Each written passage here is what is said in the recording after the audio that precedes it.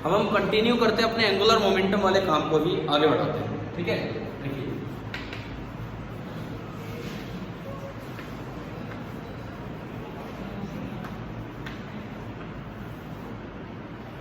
Angular momentum symbol क्या था इसका, एल। तो शुरुआत हम, वैसे मैंने एल कैलकुलेट करना आपको बताया, बिल्कुल टॉर्क की तरह कैलकुलेट होता है, लेकिन आज की क्लास की शुरुआत हम करेंगे कि दरअसल ये टर्म डिफाइन की गई है तो इसका ज्योमेट्रिकल मीनिंग क्या है।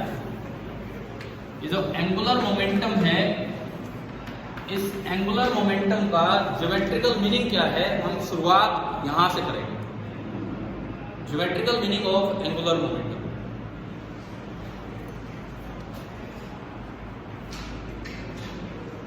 एक टर्म डिफाइन होती है एरियल वेलोसिटी।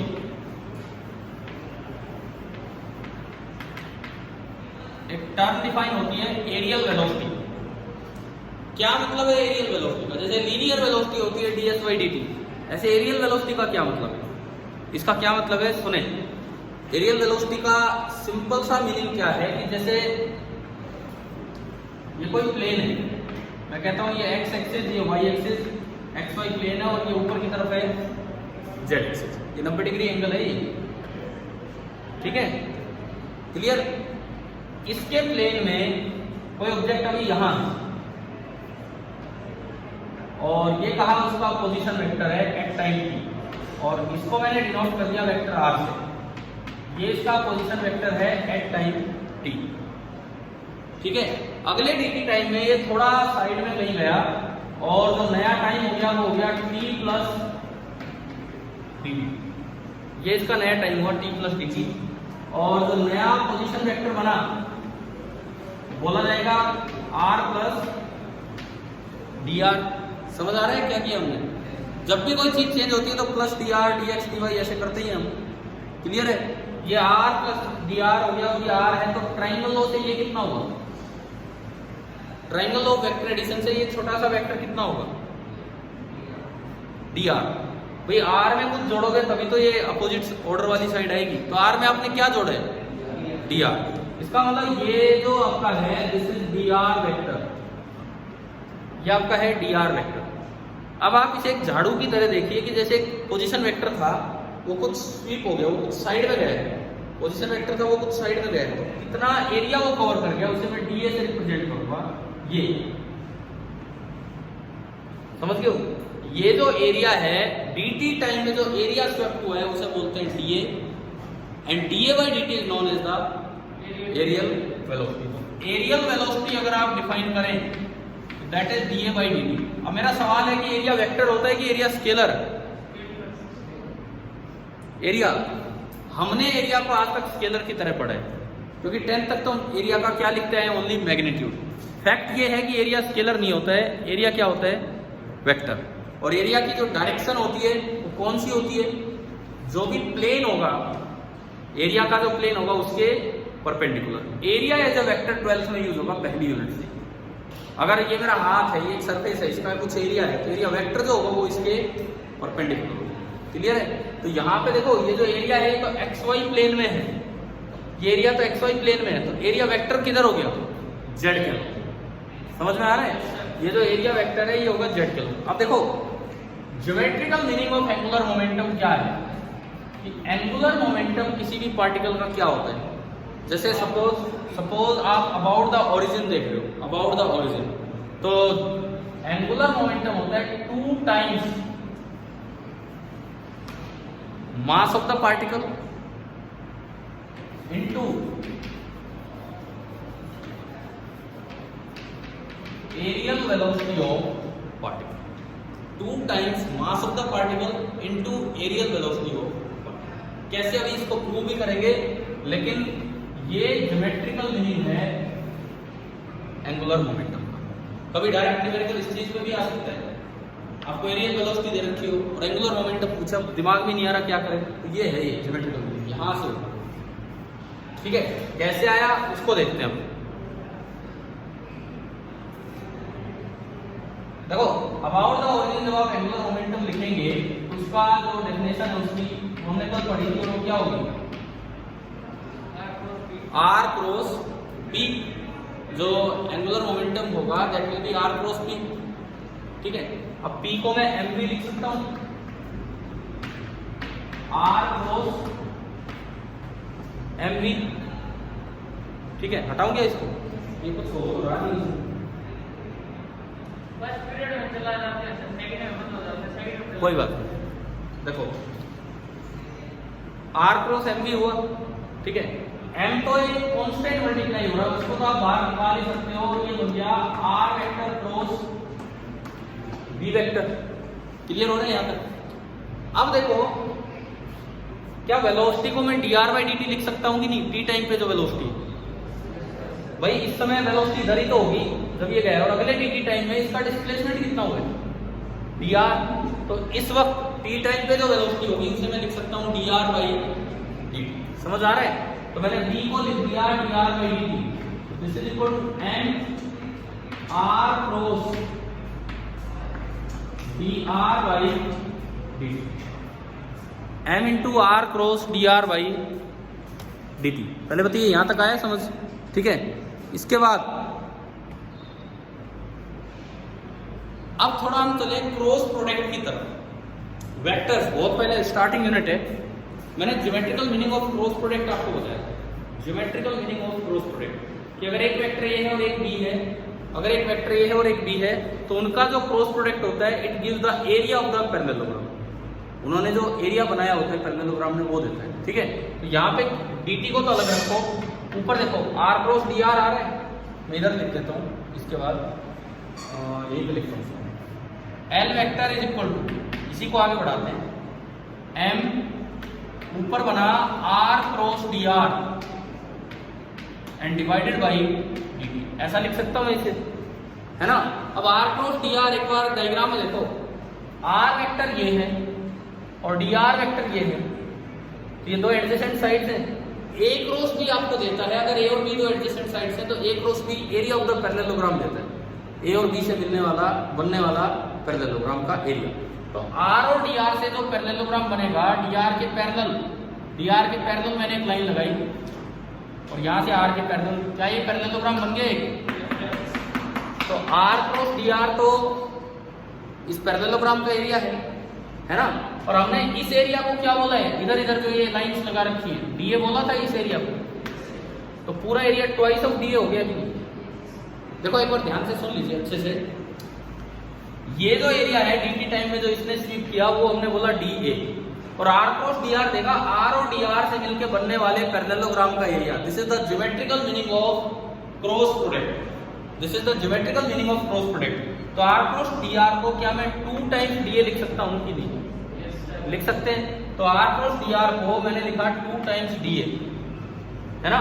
2 को मैं बाहर लिख रहा हूँ, m है और इनटू क्या बचा dA बाई dt। बताओ ये आ गया कि नहीं? तो geometrical meaning of cross product से ये चीज यूज हुई है कि किस तरह में रखा। क्लियर है? कभी भी एरियल वेलोसिटी का जिक्र आए, एंगुलर मोमेंटम पूछा हो तो यही रिलेशन आपके काम है इस तरह से।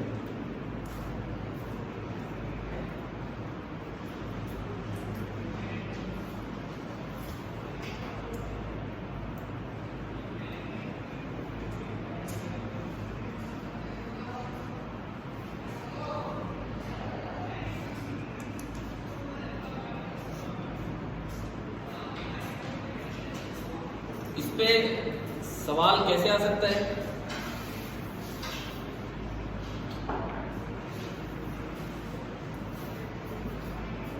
जैसे आपको यूं दे दिया जाए कि भाई एरियल वेलोसिटी फॉर यूनिट क्या होगी?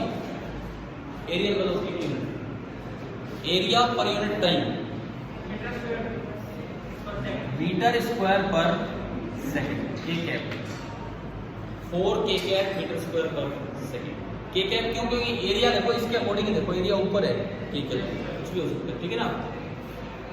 और साथ ही साथ मास ऑफ द पार्टिकल भी बोल दिया जाए, मास ऑफ द पार्टिकल है 2 kg। और आपसे खाली ये पूछ लिया भाई एंगुलर मोमेंटम बताओ। अब एक बार में दिमाग में आना चाहिए एरिया वेलोसिटी में ज्योमेट्रिकल मीनिंग होगा, क्या फॉर्मूला लगेगा? 2 into mass into areal velocity, कितना हो गया 16 kg। और यूनिट क्या हो जाएगी, एंगुलर मोमेंटम की unit r into P. r की यूनिट मीटर होती है और p की यूनिट किलोग्राम मीटर पर सेकंड, तो ये बनती किलोग्राम मीटर स्क्वायर पर सेकंड। आप बताओ क्या एंगुलर मोमेंटम का ज्योमेट्रिकल मीनिंग क्या होता है, समझ आया कि नहीं है? कैसे होता है? इसमें सबसे मेन बात वही थी कि r क्रॉस dr इस पूरे पैरेललोग्राम का एरिया दे रहे हैं और dA इसका आधा है, तो वो ट्वाइस ऑफ dA। ठीक है, ये चीज कहाँ यूज होगी, ये ज्योमेट्रिकल मीनिंग। आपने कभी 10th क्लास में केपलर्स लॉ पढ़े हैं? बताओ। तो केपलर का एक लॉ आता है, लॉ ऑफ एरियल वेलोसिटी। तो 3 में ही तो बोल रहा हूँ, एक लॉ आता है 3 में। ये पहला लॉ होता है लॉ ऑफ ऑर्बिट, दूसरा लॉ होता है लॉ ऑफ एरियल वेलोसिटी, तीसरा लॉ होता है लॉ ऑफ पीरियड। ये होता है। तो उसमें जब हम ग्रेविटेशन चैप्टर में जाएंगे तो इस कॉन्सेप्ट का यूज करेंगे, वहां पे काम आएगा। ठीक है, समझ आया कि नहीं आया?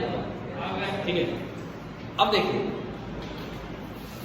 एंगुलर मोमेंटम को ही थोड़ा आगे बढ़ाते हैं।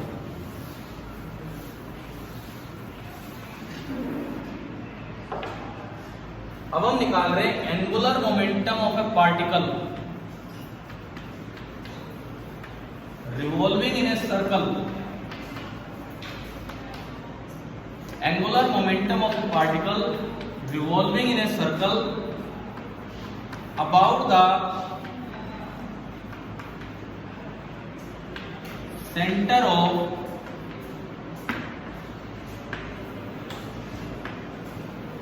circle। ये देखिए पार्टिकल सर्कल में घूम रहा है, तो उसका अपने सेंटर के अबाउट क्या एंगुलर मोमेंटम है, ये हम देखेंगे। सपोज मैं सर्कल यूं बना बोर्ड के प्लेन, और ये सर्कल का सेंटर है। इस सर्कल का रेडियस मैंने बोला r, mass of the particle बोल दिया m, velocity of the particle बोल दी v, एंड एंगुलर वेलोसिटी बोल दिया ओमेगा। तो v ओमेगा और r में तो एक रिलेशन है क्या? अगर किसी भी वक्त ये v वेलोसिटी से जा रहा है, ओमेगा से घूम रहा है, तो v ओमेगा और r में तो एक लीनियर सा रिलेशन है। v इक्वल टू क्रॉस वाला मैं नहीं पूछ रहा, मैं सीधा मैग्नीट्यूड में पूछ रहा हूँ। v equal to omega into r, है ना? ठीक है, अब हमने भी रोटेशनल काइनेमेटिक्स रिवाइज की थी एक दिन, उसमें भी ये रिलेशन का जिक्र हुआ था क्रॉस प्रोडक्ट की फॉर्म में। अब देखो मुझे इस पार्टिकल का एंगुलर मोमेंटम लिखना है अबाउट द सेंटर, तो r क्रॉस p फॉर्मूला है हमारा, r cross p। p vector इसका इधर बनेगा वेलोसिटी के अलोंग, और p वेक्टर बनेगा कितना, मास इनटू वेलोसिटी, और r वेक्टर बनेगा सेंटर से इसको ज्वाइन करने वाला वेक्टर,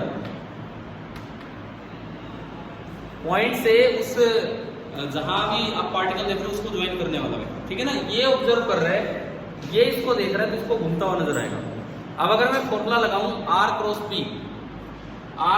तो क्या बनना है, l vector is equal to about the centre r cross p। आपने किया, पहले तो डायरेक्शन बताओ किधर है, r आगे p ऊपर, तो टेल से टेल मिलाओगे तो यूं बनेगा। तो r पे हाथ रखा, p की तरफ घुमाया, तो अंगूठा किधर आया, आउटवर्ड। r से p की तरफ अंगूठा आपका आया बाहर की तरफ, आउटवर्ड। क्लियर है? तो ये आपका होगा आउटवर्ड, ये चीज तो हमें पहले ही पता लगी। दूसरी बात, मैग्नीट्यूड, r का मैग्नीट्यूड तो रेडियस ऑफ द सर्कल ही तो है ये, और रेडियस ऑफ द सर्कल हमने कितना माना है, कैपिटल R। p का मैग्नीट्यूड फिलहाल कितना है, mv। क्रॉस प्रोडक्ट में आता है साइन थीटा। बताओ r और p के बीच का एंगल कितना, डायग्राम से r आगे p ऊपर, तो एंगल कितना 90 डिग्री, साइन 90 डिग्री 1। तो देखो एक फॉर्मूला आ गया जो हम याद करते हैं, mvr। ये जो है ना, ये angular momentum of A particle revolving in a circle about the centre of the circle. तो उसका जो एंगुलर मोमेंटम है वो कितना निकल के आया, mvr। और अगर आप v को रख दो ओमेगा r, अगर आप v को रख दो ओमेगा r, तो ये बन गया m ओमेगा स्क्वायर। अगर आप v को रख देते हैं ओमेगा r, तो ये आपका बन जाएगा m ओमेगा स्क्वायर। ये तो फॉर्मूला बिल्कुल अच्छे से याद कर लेना है। जब भी कोई पार्टिकल एक सर्कल में घूमे, जब भी कोई पार्टिकल एक सर्कल में घूमे, तो about the centre of the circle उसका एंगुलर मोमेंटम होता है mvr या m ओमेगा स्क्वायर r। लेकिन अगर एक्सिस के अबाउट पूछे तो थोड़ा ध्यान देना होगा। क्या ध्यान रखना होगा? सपोज ये एक्सिस दिया, ये देखो एक बार ये एक्सिस दिया, ये यूं, इसके अबाउट पूछे तो पहले तो एक्सिस पे आपने पॉइंट लिया, यही सीखा था हमने। एक्सिस पे सेंटर पॉइंट है ना, सेंटर के अबाउट निकाला, mvr आ गया। किधर आया ये? बाहर। एक्सिस के पैरेलल है कि परपेंडिकुलर है? पैरेलल है। तो एक्सिस के अलावा इसका कंपोनेंट कितना होगा? सेम होगा पूरा। यानी कि अगर इस एक्सिस के अबाउट पूछा जाए तो भी कितना होगा? mvr। अच्छा ठीक है, सॉरी, ये मैंने यहाँ पे एक स्क्वायर रूट लगाया हुआ है, क्योंकि m ओमेगा स्क्वायर r तो सेंट्रीपिटल फोर्स बन जाता है। ठीक है, m ओमेगा स्क्वायर r, अगर आपको ध्यान हो, v स्क्वायर बाई r, ये वो तो सेंट्रीपिटल फोर्स होता था। जब आप यहाँ पे v की जगह ओमेगा r रखोगे तो ये एंगुलर मोमेंटम बनता है m omega r square. Thank you.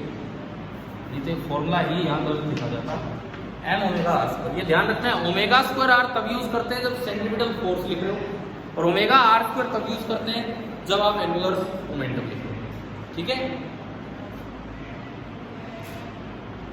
Axis पे जब मैं बता रहा हूँ, एक वो सुन लो। एक यूं सर्कल में घूम रहा है पार्टिकल, यूं, और एक्सिस आप उसके प्लेन के परपेंडिकुलर ले लो, सेंटर से पास होता हुआ, तो भी आंसर क्या रहेगा? mvr। जैसे इस प्लेन में घूम रहा है और मैंने एक्सिस ये ले लिया, तो क्या अलोंग द एक्सिस ही कंपोनेंट आ रहा है कि नहीं पूरा पूरा? तो भी क्या रहेगा? mvr। और अगर एक्सिस इसके प्लेन में ले लेते तो, अगर मैं एक्सिस इसके प्लेन में ले लूं कि भाई इस एक्सिस के अबाउट, हाँ जीरो, है ना, आ रहा है ना समझ में सभी को। अगर इस एक्सिस के अबाउट लिखना होता, इस एक्सिस के अबाउट लिखना होता, तो बाहर की तरफ आया पॉइंट के अबाउट तो, और फिर उसका कंपोनेंट अलोंग द एक्सिस करेंगे तो mvr cos 90 हो जाता, और वो कितना हो जाता? तो मुझे लगता है एक चीज तो बड़ी क्लियर है कि पॉइंट के अबाउट निकाल लिया तो एक्सिस तक कैसे पहुंचना है, चाहे टॉर्क और चाहे एंगुलर मोमेंटम। क्लियर है ना ये बात तो सभी? ठीक है, कुछ लिखना है इसमें लिख लीजिए।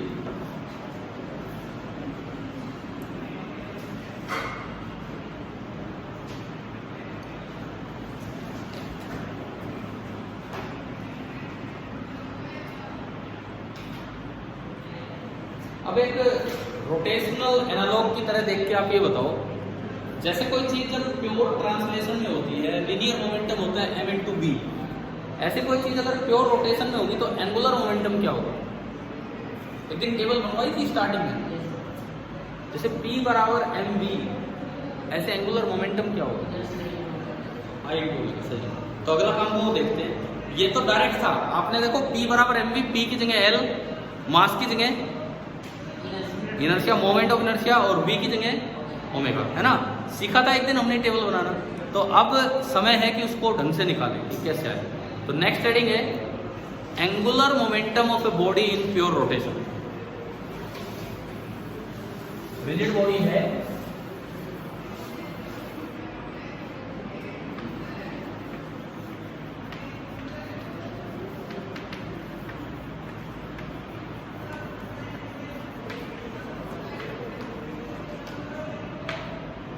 लेकिन प्योर रोटेशन में।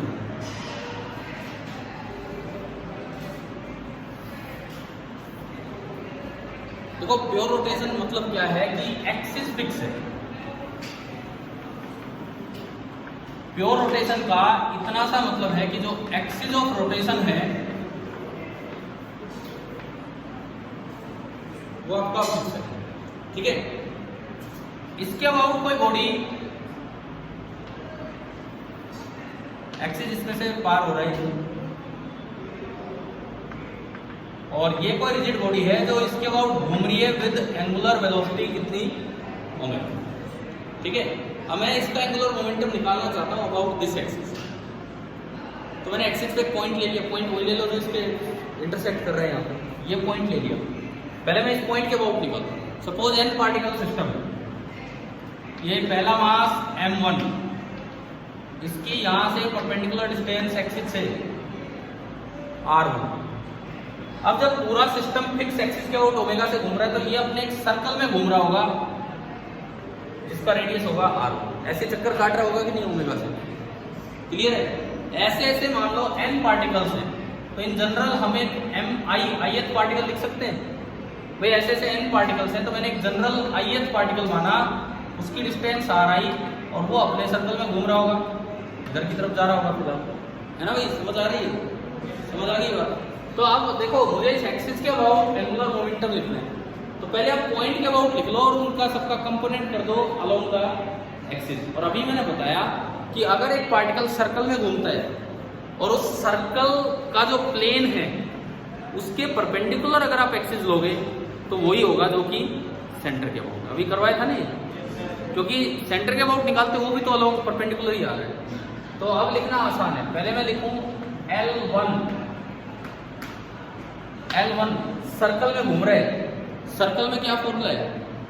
mvr, या दूसरा formula m omega r square. v तो अलग अलग है सबका, v तो अलग अलग है, वो रेडियस पे डिपेंड करेगा, रेडियस बढ़ा तो v बढ़ा, लेकिन क्या ओमेगा सबका सेम है कि नहीं? है ना, ओमेगा सभी का सेम है। तो अगर मैं L1 लिखूं तो वो बना m1 into omega into r1 square ऊपर की तरफ यूं घूम रहे। चलो सर्कल में एक चीज और मैं आपको बता देता हूँ, वैसे तो r क्रॉस p से हमने निकाला था, मैं वहां बताना भूल गया, बताता हूँ। अगर कोई पार्टिकल सर्कल में घूम रहा है, अगर कोई पार्टिकल सर्कल में घूम रहा है और अबाउट द सेंटर आपको एंगुलर मोमेंटम की डायरेक्शन निकालनी हो, कुछ नहीं करना, r क्रॉस p भी नहीं करना, जिस तरह घूम रहा है राइट हैंड की उंगलियों को उस तरह टर्न कीजिए, अंगूठा क्या देगा? Direction of angular momentum. चाहे आप r क्रॉस p से करो, अभी वो क्वेश्चन लिया उसमें r क्रॉस p करके देखा बाहर आया था और वो घूम यूं रहा था एंटी क्लॉकवाइज, उस तरह राइट हैंड की उंगलियों को घुमाओगे तो भी अंगूठा किधर है? बाहर की तरफ। अब ये देखो, ये जिस सर्कल में घूम रहा है यूं घूम रहा है यूं, तो अगर मैं यूं अपने राइट हैंड की उंगलियों को घुमाऊं तो अंगूठा किधर जा रहा है? ऊपर। समझ में आया कि नहीं आया? याद हो जाएगी ये बात? इसका मतलब L1 ऊपर। अब L2 सिमिलरली L2 होगा m2 omega same r2 square, और डायरेक्शन सेंस ऑफ रोटेशन तो वही है, तो डायरेक्शन इसकी भी क्या होगी? ऊपर ही होगी। ऐसे अगर n पार्टिकल सिस्टम है Ln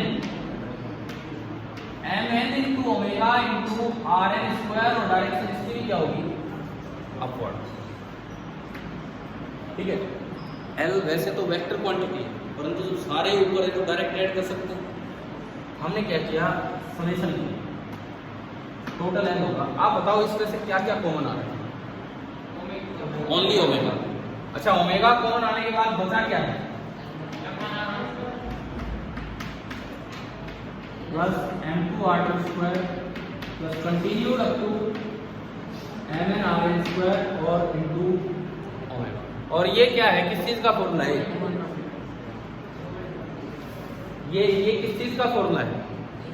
inertia, moment of inertia का अबाउट द एक्सिस। समझ गए हो ना? तो ये आपका निकल गया L is equal to I into omega. तो ये बिल्कुल वैसे ही फॉर्मूला आ गया जैसे P बराबर mv था, है ना? ऐसे प्योर रोटेशन में हो जाएगा I इंटू ओमेगा।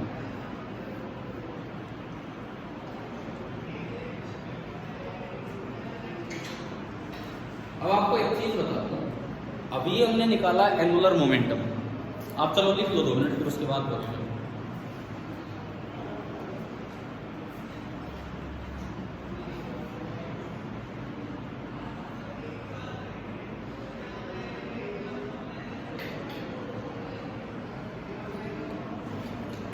हाँ जी परवेश भाई, समझ आ रहा है कि नहीं?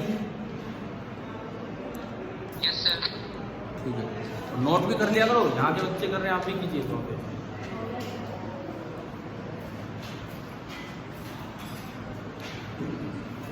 हो गया। अब मैं आपको एक चीज बता रहा था इसमें कि अभी हम सीख रहे हैं एंगुलर मोमेंटम निकालना। 12th क्लास में एक टर्म आएगी मैग्नेटिक मोमेंट, मूवमेंट नहीं मोमेंट, MOMENT, जैसे मोमेंट ऑफ इनर्शिया होगा, वहां चार्ज होगा या मास है, वहाँ चार्ज होगा, यहाँ मास है। क्या हम सॉलिड स्फीयर का मोमेंट ऑफ इनर्शिया लिखना जानते हैं? 2/5 mr²। होलो स्फीयर का 2/3 mr²। डिस्क का, रिंग का, कोन का, सबका जानते हैं ना। 12th में क्वेश्चंस आते हैं, एक होलो स्फीयर है, चार्ज स्फीयर है और वो रिवॉल्व कर रहा है ओमेगा से, बताओ उसका मैग्नेटिक मोमेंट क्या होगा। सॉलिड स्फीयर है, वो रिवॉल्व कर रहा है।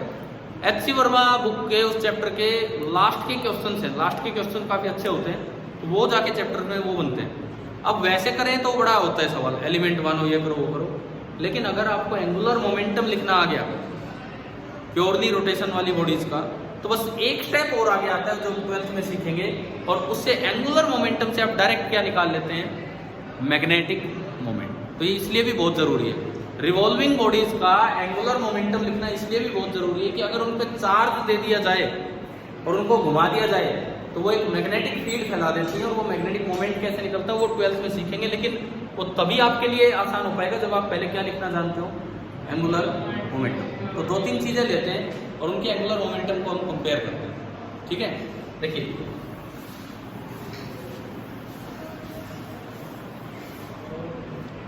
सपोज एक मैंने ली रिंग,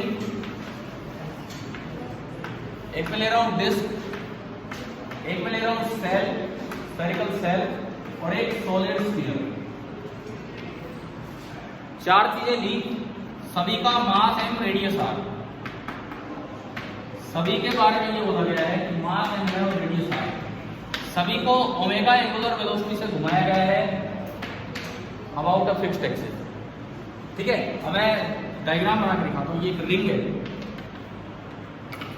ये एक्सिस ऑफ रोटेशन है और इसके बहुत, ये डिस्क है,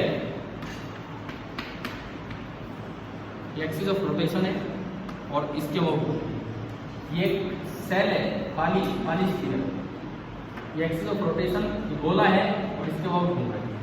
और एक बार मैंने क्या ले लिया, डिस्क नहीं है, सॉलिड स्फीयर है, ये एक्सिस ऑफ रोटेशन और इसके बहुत घूम रहा है। अब आपको आई लिखना है, इन चारों का पहले आई लिखोगे तभी तो हम एंगुलर मोमेंटम लिख पाएंगे। इसका बताओ, पहले वाले में तो आई लिखा जाएगा, दैट इज mr², है ना। इसका mr²/2। नेक्स्ट 2/3 mr², और नेक्स्ट 2/5 mr²। अब अगर एंगुलर मोमेंटम लिखना हो तो क्या करना पड़ेगा?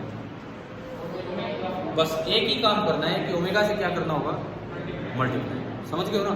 अगर आपको एंगुलर मोमेंटम लिखना है तो केवल एक काम करना है कि ओमेगा से मल्टीप्लाई, यानी कि अगर मैं इसको L बनाऊं, दिस इनटू ओमेगा, यहाँ पे दिस इनटू ओमेगा,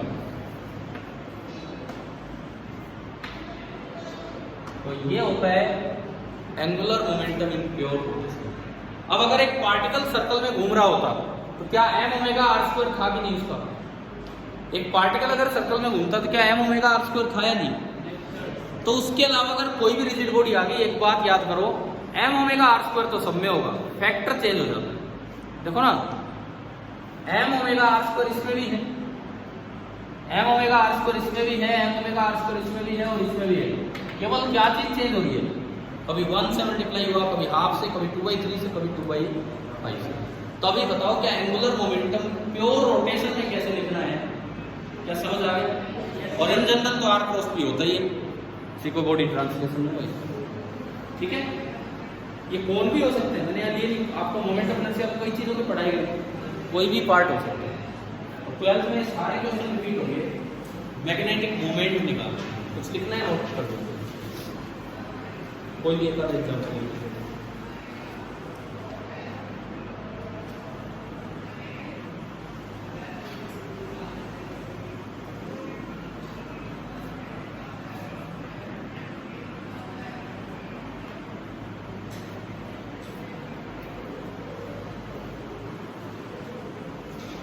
हर्षित, आपने वो सवाल भेजा था कल शाम को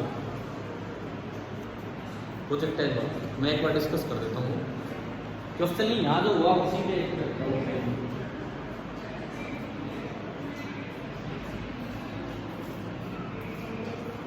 गया।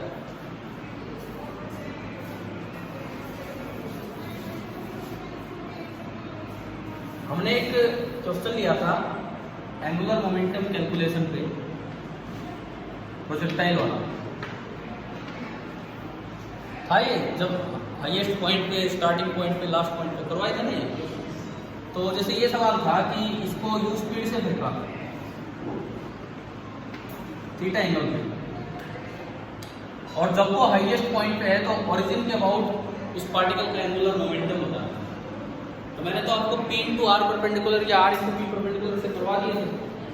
अब मान लो जैसे ये जानना चाह रहे थे R क्रॉस P से कैसे होगा। जब हाईएस्ट पॉइंट पे पार्टिकल है तो उसका मोमेंटम किधर है, आगे। हाईएस्ट पॉइंट पे जब पार्टिकल है तो उसका मोमेंटम P तो आगे की तरफ है, और कितना होगा m। अब R वेक्टर बनाओ, ओरिजिन के अबाउट निकालना है।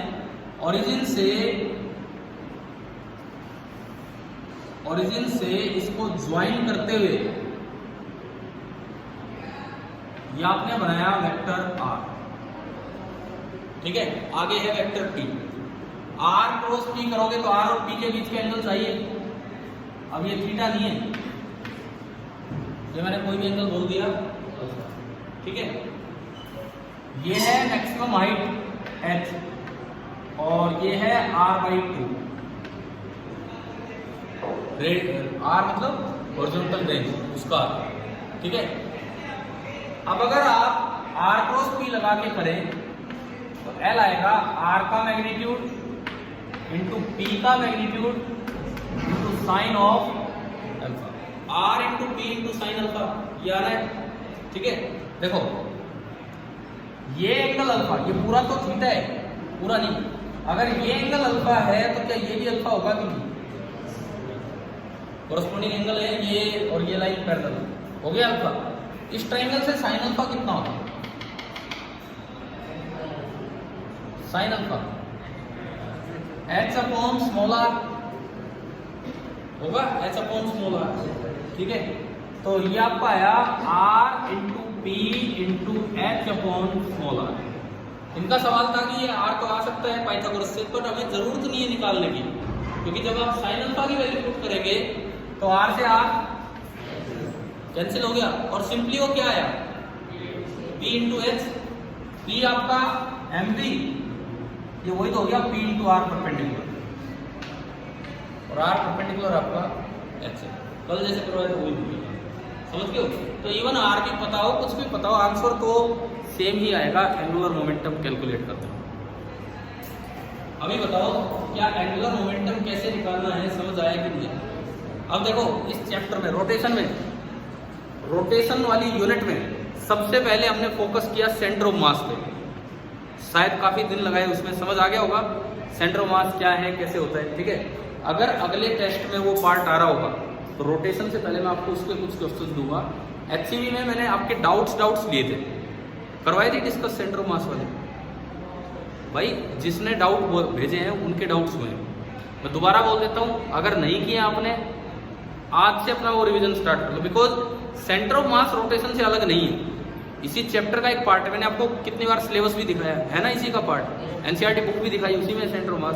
तो हमारे HCV के पूरे 2 चैप्टर हमें कर लेने चाहिए, एक सेंटर ऑफ मास और एक रोटेशन। मैंने आपको शीट दी है रोटेशन की, लेकिन पहले अगर सेंटर ऑफ मास नहीं आता तो उस पर भी जाने का कोई बेनिफिट नहीं होगा, ठीक है। 12th वालों का मैंने आपको क्या बोला है, हम उनका डिस्कशन ज़्यादा ले रहे हैं। उनको पढ़ाने के लिए मैंने कह दिया मैं घर से पढ़ा दूँ, लेकिन डिस्कशन ज़्यादा करने में ज़्यादा से ज़्यादा टाइम उनका डिस्कस करवा रहा हूँ, ये है। बट ये है कि घर पे रोज़ उनकी क्लास हो रही है, यहाँ एक दिन छोड़ एक दिन, डिस्कशन एक दिन छोड़ एक दिन हो रहा है। आप भी जैसा चाहेंगे ना, जैसे भी आप चाहेंगे वैसे आपका हो जाएगा। यहाँ हम आपकी क्लास में आगे बढ़ा लेते हैं काम, और जो शाम को या इस तरह से जो क्लास हुआ करेंगे उनमें कुछ डिस्कशन किया करेंगे, ठीक है। मैं फिर से पूछता हूँ, सेंटर ऑफ मास वाले चैप्टर की HCV नहीं की है आप लोगों ने? वो मना कर रहे हैं इसको, याद तो नहीं आ रहा आपको यार? लड़कियां बताएं क्या कर चुके हैं वो चैप्टर? क्योंकि मुझे तो याद आ रहा है कि आप लोगों ने डाउट्स पूछे थे और मैंने लगभग बताए हैं वो डाउट्स, ठीक है। फिर भी अगर नहीं की हो तो कीजिए, ठीक है। दूसरी बात,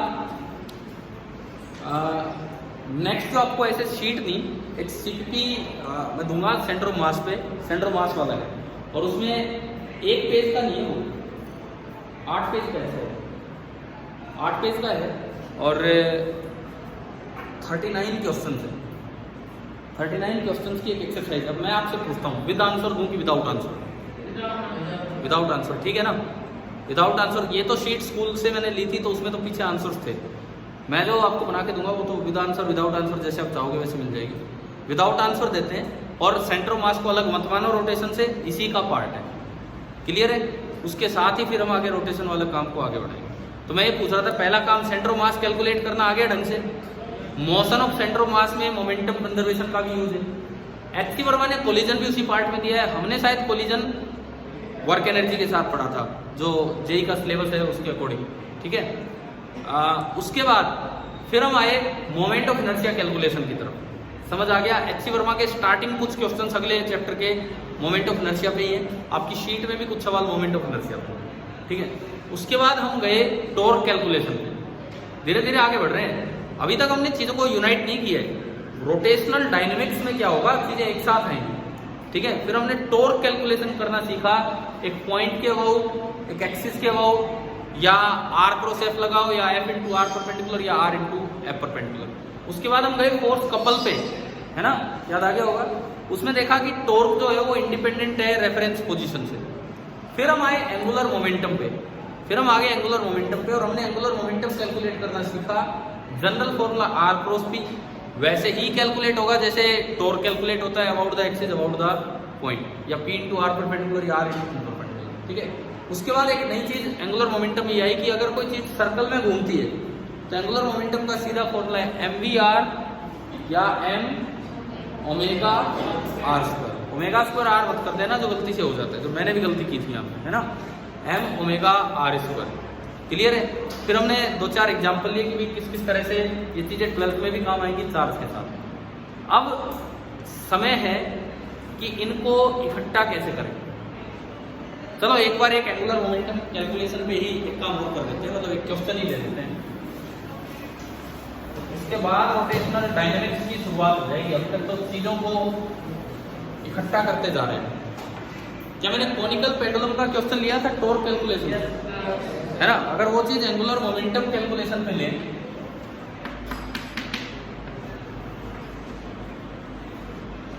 ये बॉल है, सपोज ये थीटा एंगल पे कंटिन्यूअसली घूम रही विद स्पीड v, मास इसका m है और लेंथ है l। ये एक्सिस है। आपको L of ball, angular momentum of ball,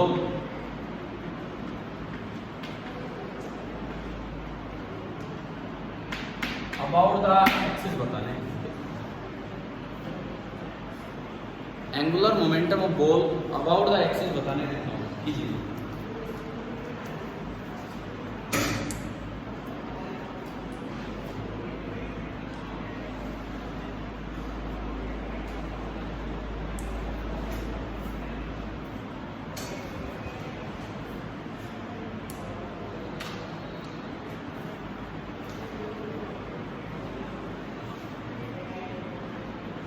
आपका मन करे वो पॉइंट लो एक्सिस पे, मन करे वो पॉइंट।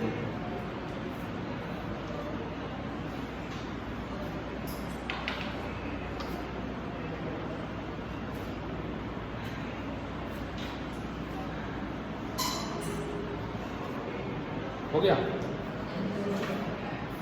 और ये बताओ एक्सिस पे कोई पॉइंट लिया, सेंटर। बड़ा आसान है कि हमें दिख रहा है कि एक्सिस पे एक पॉइंट वो है जो इसका सर्कल का सेंटर है। तो पहले सेंटर के अबाउट लिख लो, और वो लिखना तो हमारे पास फॉर्मूला ही MVR है ना, V दे रखा है, R आप निकाल लो, ये थीटा, ये L, तो ये तो L cos थीटा और ये L सामने वाला होगा L sin थीटा। तो जो रेडियस है, रेडियस वो निकल के आई L sin थीटा, रेडियस निकल के आ गई L sin थीटा। तो आपने L अबाउट C निकाला, वो आया M into B into L sine theta. अच्छा, अब जिस तरह घूम रहे उस तरह राइट हैंड की उंगलियों को घुमाओ, ठीक है, जिस तरह घूम रहे उस तरह राइट हैंड की उंगलियां घुमाई, अंगूठा ऊपर गया, तो ये जो डायरेक्शन आई, ये डायरेक्शन किधर आई? अब एक्सिस के अबाउट निकालना, क्या ये डायरेक्शन एक्सिस के पैरेलल है कि नहीं, है ना? तो इसका मतलब L अबाउट एक्सिस वो भी क्या होगा, MBL L अबाउट एक्सिस भी होगा MBL साइन। समझ आ रहा है ना कैसे निकालना? पॉइंट के अबाउट पूछे, एक्सिस के अबाउट पूछे, आपको ये सारी चीजें ढंग से यूज करनी है। अब बात आती है कि इन चीजों को इकट्ठा कैसे करें। हमने अलग अलग पढ़ लिया, भाई ये ऐसे कैलकुलेट किया, वो वैसे कैलकुलेट किया। अब हम थोड़ा रोटेशनल डायनेमिक्स की तरफ चलेंगे, क्वेश्चंस की तरफ चलेंगे। कैसे न्यूटन्स लॉ यहाँ पे कैसे आएगा? वहां पे होता था F बराबर dp/dt, एक दिन बताया था। इक्विवेलेंट बना के बताओ, F बराबर dp/dt का यहाँ क्या बनेगा? F की जगह क्या है? Torque is equal to dl/dt। This is known as the fundamental law of rotation. जैसे F बराबर dp/dt, Newton second law is the real law of motion है, वहां पे यहाँ पे इसको बोल देते हैं फंडामेंटल लॉ ऑफ रोटेशन। तो अब यहाँ से मान के चलो कि हमारी रोटेशनल डायनेमिक्स की शुरुआत तो यहाँ से होती है। सवाल करना हम यहाँ से सीखेंगे कि भी कैसे करना है, ठीक है? तो नेक्स्ट हेडिंग आप डालिए फंडामेंटल लॉ ऑफ रोटेशन।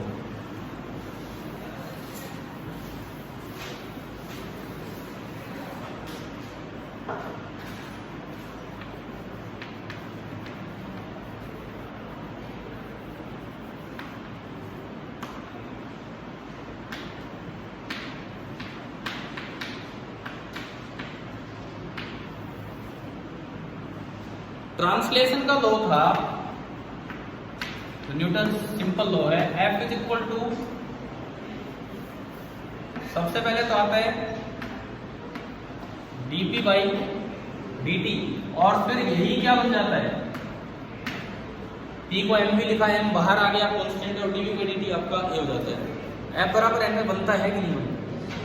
ऐसा ही जो फंडामेंटल लॉ ऑफ रोटेशन बनेगा, तो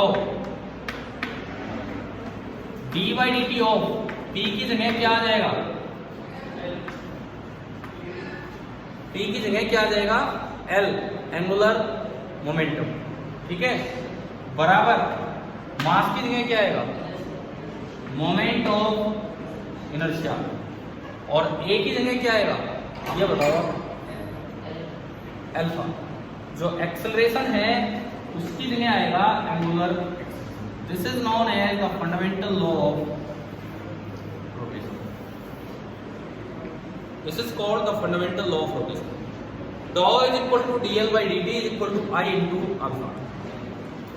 अब ऐसा नहीं कि हम खाली बस वो एनालॉग बना के दिखा दिया, हो गया। ये तो मैंने n बराबर i ओमेगा भी बता रखा था, जैसे p बराबर m, उसको प्रूव किया कि नहीं, ये है ना। लेकिन अभी मैं प्रूफ से पहले, क्योंकि आप बोर हो जाओगे बार बार टॉपिक आ रहा है, प्रूफ आ रहा है, प्रूफ से पहले आज जितना टाइम बचा है मैं इस पे एक आधा सवाल करवा के बताता हूँ कि किस तरह से चीज़ें यूज होंगी। प्रूफ तो हो जाएगा ये, ठीक है? जैसे कहाँ पे चीज़ें यूज होंगी, कैसे यूज होंगी, देखिए मिटा दूँ, लिख लिया आपने, ठीक है? देखो, अब रोटेशन रिलेटेड क्वेश्चंस किस तरह के होते हैं। जैसे सपोज ये एक रोड है, एक हॉरिजॉन्टल रोड है, इसकी लेंथ L, हॉरिजॉन्टली ये एक यूनिफॉर्म रोड है, यूनिफॉर्म रोड, मास इसका m है, और इसको ना यहां से रिलीज किया जाए, छोड़ा गया है, ऐसे नहीं, ये इसका एक्सिस है, फिक्स है, समझ लो, दीवार में कील लगा रखी है और ये फिक्स है, तो छोड़ते ही ये रोड किधर आएगी भाई, यहाँ कील लगा रखी है, मैंने इसको यहाँ से रिलीज किया, तो छोड़ते ही किधर आएगी, नीचे आई ना, समझ में आ रहा है, छोड़ते अपने आप नीचे आएगी। तो अब इस पे किस तरह की चीजें पूछी जा सकती हैं। अभी हम डायरेक्ट ऐसा नहीं कि क्वेश्चन धड़ाधड़ इस पे लेंगे, लेकिन मैं तो एक बार एक आइडिया दे रहा हूँ कि ये कैसे लॉ है, किस तरह से ये यूज होगी। मान लो आपसे यूं पूछ लिया जाए कि फाइंड एक्सेलरेशन ऑफ, ये पॉइंट है A, acceleration of point A just after drilling, ये सवाल है। इसको छोड़ने के जस्ट बाद, इसको छोड़ने के जस्ट बाद इसकी एक्सेलरेशन क्या होगा, ये आपको बताना है। एक बार आप ट्राई कर लो, क्योंकि वैसे तो मुझे ही करवाना है, क्योंकि ऐसा हमने किया भी नहीं है कोई काम। फंडामेंटल लॉ आपके सामने लिखा हुआ mainly tau is equal to I into alpha. एक बार आप ट्राई कर लो, उसका यूज कुछ बन पाए तो आपसे।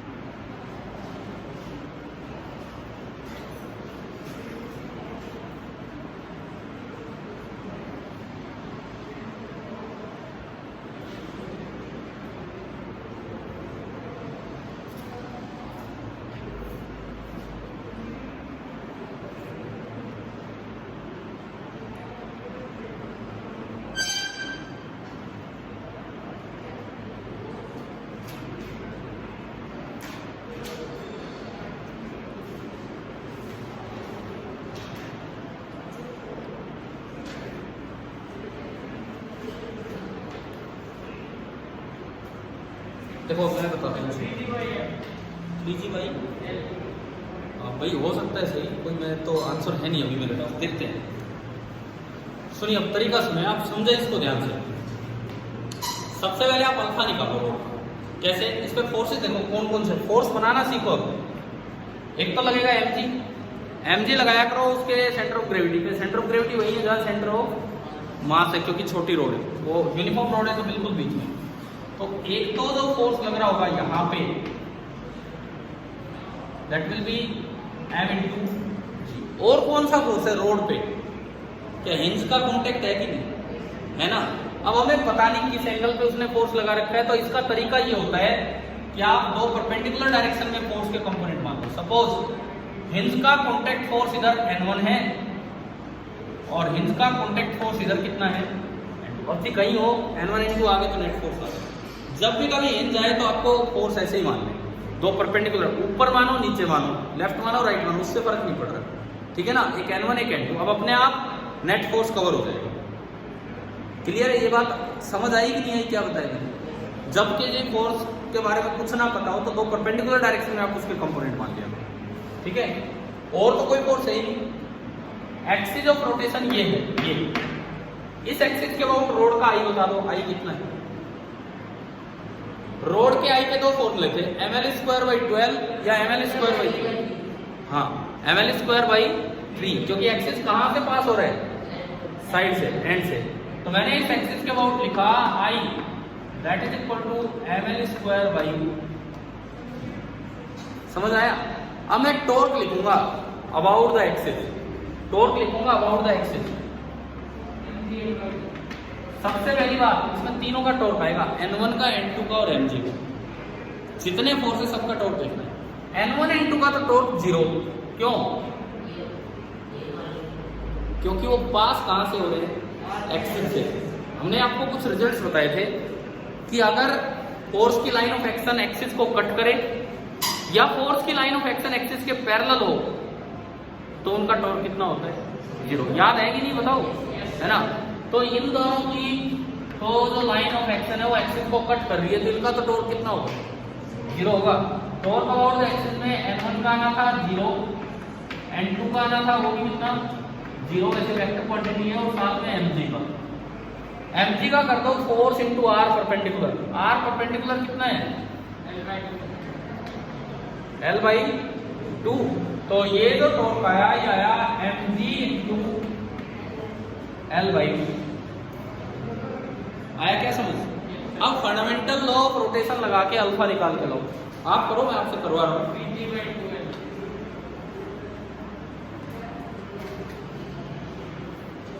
फंडामेंटल लॉ ऑफ रोटेशन से आप अल्फा निकाल के लाओ।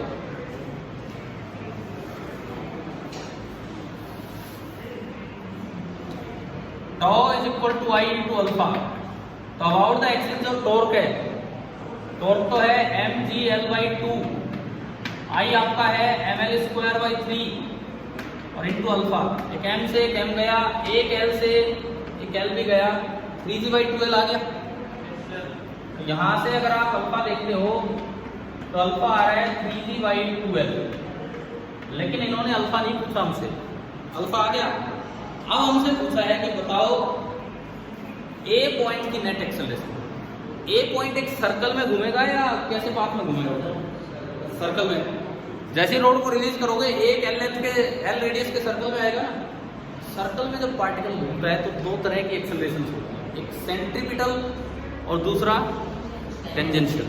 तो अब देखते हैं, अब मैं ए पॉइंट को देखूं। ए पॉइंट पे दो एक्सेलरेशन होगी, एक टेंजेंशियल और एक सेंट्रीपिटल। ठीक है, टेंजेंशियल एक्सेलरेशन हो सकता है भूल गए हो, सर्कुलर में पढ़ाया था, वैसे रोटेशनल का अल्फा इंटू आर याद है क्या? सेंट्रीपिटल एक्सेलरेशन तो होती है v²/r और टेंजेंशियल एक्सेलरेशन होती है अल्फा इंटू आर। इस पॉइंट का आर कितना है? l। तो अल्फा इंटू l करोगे तो कितना है? अच्छा जी, तो 3g/2, l से l कैंसिल। अब बताओ AC कितना होगा? क्योंकि जो नेट एक्सेलरेशन होगी, net acceleration of A this will be √AC² + AT²। AC कितना होगा? A सेंटीमीटर, फॉर्मूला लिखा है v²/r। और जब भी किसी चीज को रिलीज करते हैं तो उसकी स्पीड कितनी होती है? जब किसी चीज को आपने छोड़ा है तो उस समय उसकी स्पीड कितनी है? 0। समझ गए हो? जस्ट आफ्टर रिलीजिंग आंसर देना था, तो स्पीड 0, तो ये कितना? 0। AC 0, यानी कि ये बराबर AT आ गया। और AT तो कितना है? 3g/2। आपका आंसर शायद ये नहीं था, कोई बात नहीं। बताओ समझ आया क्या? अभी हम कंटिन्यू करेंगे इन चीजों को आगे नेक्स्ट क्लास में। ठीक है, दूसरी बात मैंने आपसे कहा कि जैसे 12th की हम शाम को क्लासेस ले रहे हैं, उनके आगे उसमें पढ़ाया जा रहा है, आपका डिस्कशन उसमें चला है शाम वाली क्लास में। तो बहुत ही पहले ही आपको बता दिया जाएगा भी आज इतना काम आप करके रखे, 10-10 सवाल, 10-15 बस, ये इस तरह से। ठीक है, आज कितने बजे लगाएं आपकी डिस्कशन क्लास? शाम को ही लगा पाऊंगा, दिन में तो मैं यहाँ हूँ। ठीक है, चलिए आपको मैसेज कर दिया जाएगा 12th से अलग। ठीक है, थैंक यू।